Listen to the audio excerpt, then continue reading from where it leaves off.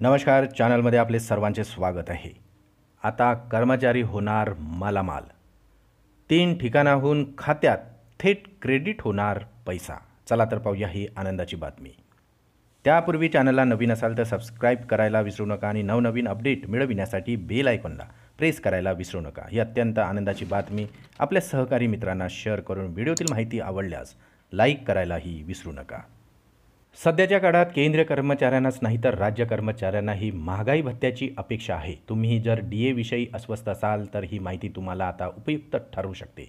केंद्र सरकार दिवाळीपूर्वीच कर्मचाऱ्यांना आनंदाची बातमी देण्याच्या तयारीत आहे। या व्यतिरिक्त कर्मचाऱ्यांना इतर अनेक लाभही मिळण्याची अपेक्षा आहे। 2 राज्यांमधील निवडणुकांमुळे सरकार दिवाळीपूर्वी या घोषणेला आकार देऊ शकते।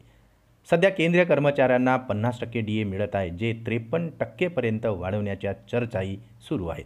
म्हणजेच आता कर्मचाऱ्यांच्या DA मध्ये 3% वाढ होण्याची शक्यता आहे। कर्मचारी संघटनांनी फिटमेंट फॅक्टरच्या वाढीची मागणी खूप काळापासून केली आहे, परंतु दरवर्षी आश्वासनाशिवाय काहीच प्राप्त होत नाही। परंतु आता सूत्रांच्या माहितीनुसार वित्त विभागाचे अधिकारी फिटमेंट फॅक्टर वाढवण्याची मागणी मान्य करत आहे। यामुळे कर्मचाऱ्यांच्या पगारात मोठी वाढ होईल आणि ही आनंदाची बातमी दिवाळीच्या आसपास कर्मचाऱ्यांना मिळू शकते।